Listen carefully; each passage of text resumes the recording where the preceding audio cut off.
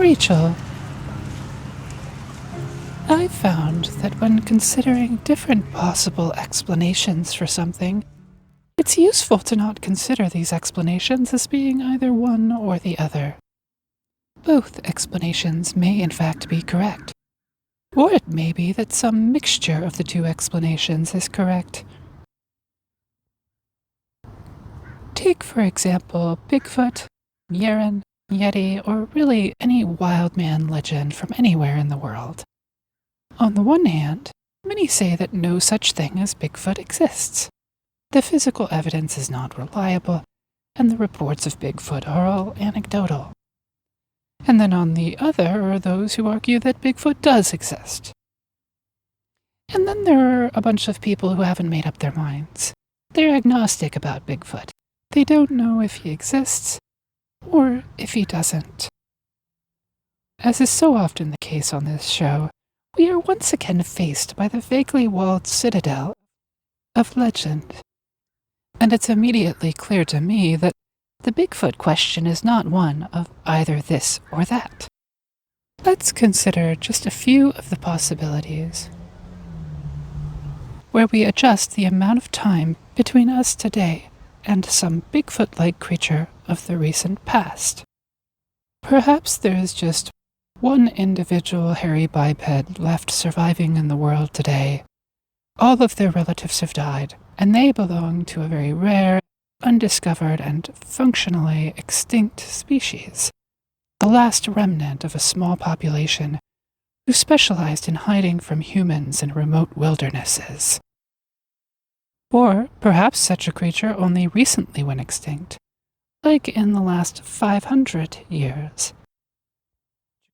Or maybe such a creature went extinct 5,000 years ago. Maybe the creature went extinct 10,000 years ago, but they still managed to show up in people's legends. Maybe traces of the stories of this creature survive in the Bigfoot and hairy biped legends of today. The remains of humans and other ancient hominids are notoriously difficult to find in the fossil record, and only in the past 25 years paleontologists have discovered various new species or subspecies of the genus Homo, which humans belong to, all living in the recent geological past. These include two smaller island species, Homo floresiensis and Homo luzonensis, as well as a new relative of Neanderthals and modern humans, the Denisovan hominins, and another somewhat smaller species found in South Africa called Homo naledi. In 1991, a man's body was discovered by hikers in the Ötztal Alps on the border of Austria and Italy. But this body was not recently placed there. Instead, it had been frozen there for about 5,300 years. The man's clothing, his personal effects, even his last meal, were all preserved from a forgotten culture in a forgotten time.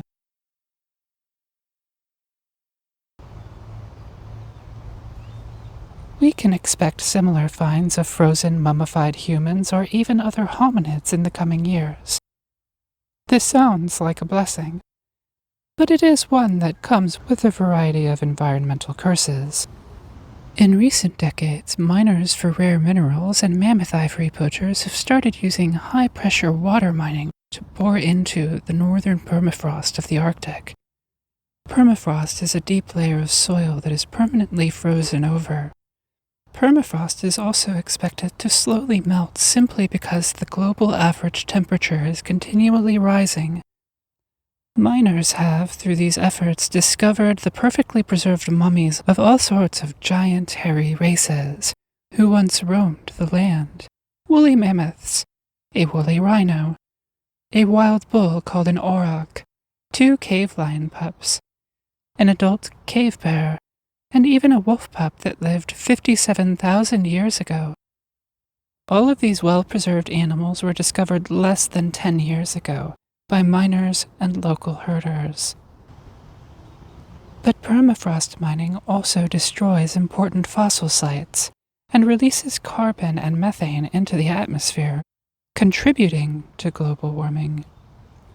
However, if there is some creature that lived in the not-too-distant past, say in the last 20,000 years, a creature who was a tall, hairy biped like Bigfoot, then the smoking gun evidence could show up any day from the permafrost. Or it could be we find some other species of human or even hominid, one that nobody even expected in the first place. Nobody was expecting to find fossils of Denisovans in a cave in Siberia, or the remains of hobbits in a cave in Indonesia.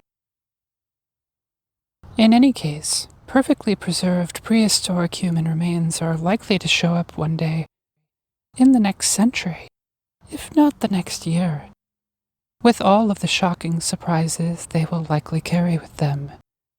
Let's hope that these new discoveries won't be drowned out by the news of catastrophes bound to unfold because of global climate change. I'm Tualatin Blue Orb, and this is my diary.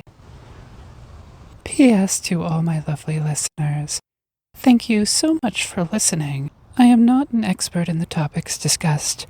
Please press the subscribe button for more of my personal diary, and share this personal diary with your friends. Tualatin Blue Orb's Earth Love Diary, copyright 2023 by Tualatin Blue Orb and Rachel Nelson. All rights reserved. Peace.